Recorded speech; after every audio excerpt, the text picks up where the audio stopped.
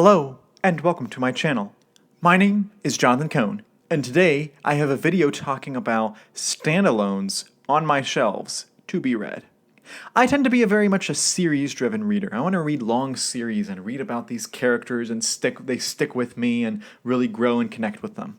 But I also enjoy some good standalones. In fact, some of my favorite novels of all time are standalones. So I have some on my shelves that I want to read in the next year or so, and I thought I would take this video to talk about them. Now I'm just gonna, in this video, talk about fantasy and science fiction standalones, because if I opened it up to all standalones, Star Wars and Star Trek standalones, if I included John Grisham standalones, and I included mystery, Agatha Christie standalones on my shelves, this would be a crazy long video. It would be like hundreds of books. But I am not going to do that. So instead, I'm going to just limit it to science fiction and fantasy for this video. And I have 16 books on my shelves that are standalones that I intend to get to. And some of these could turn into series someday, but I highly doubt it. So why don't I go ahead and start with my first one, which is the hardest to pronounce of all the titles, and that is Shigiri and the Brass Head of Obalafon, or Obalufon. However you say this. This is by Wool Talabi. This was recommended to me by a couple of friends of mine who are authors, and they said, hey, you should really check out this book. And it's really short. It is very much inspired by African storytelling, but I looked at the reviews and they were very positive on this, so I'm really hoping that I will enjoy reading this one, and it being so short works in its favor. I also have R.F. Kuang's Babel, an Arcane History, which I read her trilogy, the Poppy War trilogy. I really liked that trilogy. I really enjoyed the Poppy War trilogy. And so I respect R.F. Kuang as a writer, and I've heard pretty good things about this book. And I was reading the write-up on it, and it looks actually pretty much up my alley. And R.F. Kuang asks a lot of interesting questions in her books, so I'm hoping that I will like Babel. And this has the flaps. I love when paperbacks have the flaps, and it's got that painting. I think this will be a very good reading experience. I also have a Timothy Zahn book, The Green and the Gray. I actually got this in hardcover from him last year at Dragon Con, and I did get it signed by Tim. That was really cool. But this is a science fiction book from Tim Zahn, and Tim Zahn is my favorite science fiction author when it comes to just general science fiction. So I don't actually know really what the book's about. I really generally don't look up the premises of his science fiction books because I like to go in blind on them because I'm just having fun because he's my favorite science fiction author. So that's that book. There will be other science fiction books by Tim Zahn later in the video. I also have a Brandon Sanderson standalone, which is The Arithmetist. Now you could say it's not a standalone because he's thinking about doing a sequel someday.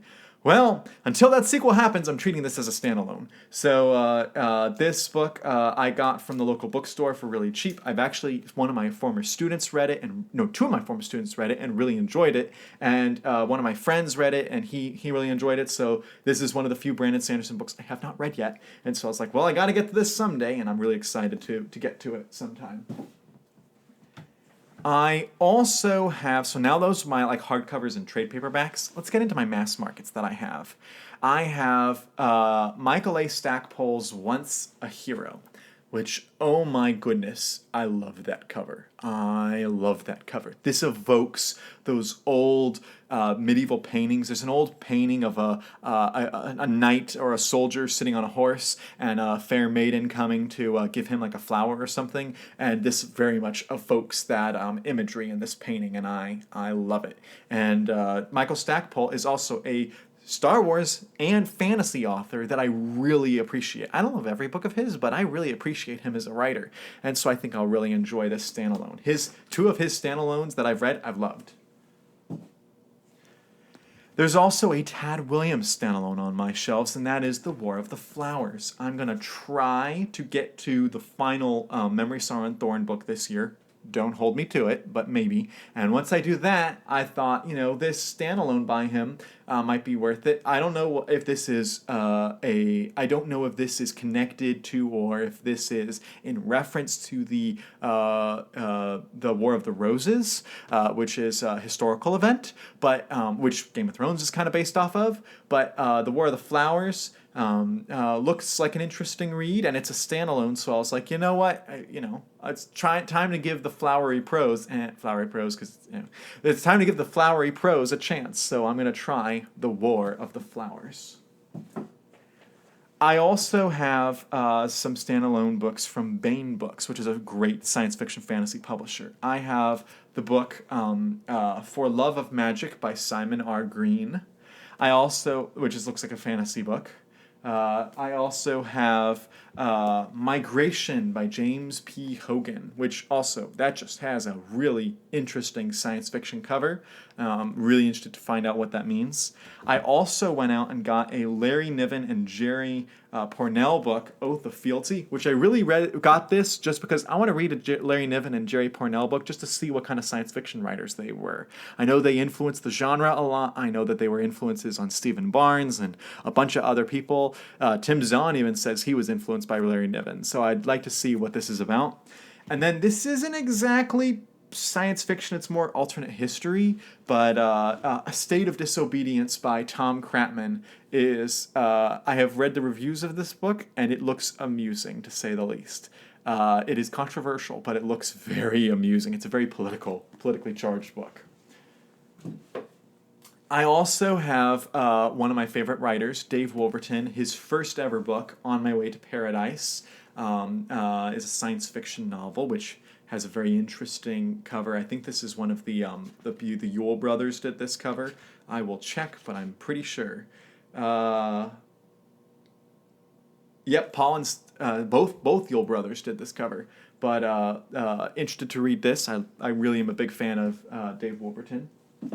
I also have a long standalone, but you'll understand why, and that is L. Ron Hubbard's Battlefield Earth. It's a very beat up copy. It's a very old copy. I've just heard really weird things about this book, so I was like, you know what? I'll give it a try. It's classic science fiction. It's a long one though, so I've been putting it off for a while. All right, I told you earlier there would be some more Timothy Zahn books. And again, I know nothing about these books, but I have them and intend to get to them someday. So I have his book, A Coming of Age. I have his book, Triplet. I have his book, Dead Man's Switch. And I have his book, Warhorse. And these are the 4 Bane science fiction books of his that I own, that I intend to get to eventually. I have many more of his books, but they're part of series and stuff that I intend to get to. But slowly ticking down that list.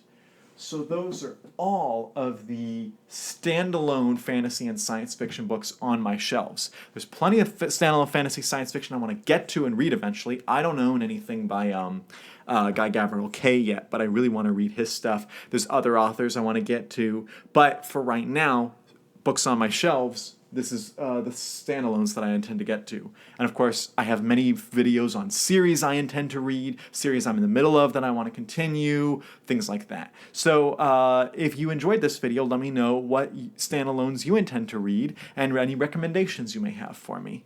Let me know any other thoughts you have in the comment section down below. And until next time, I'm Jonathan, and thank you for watching.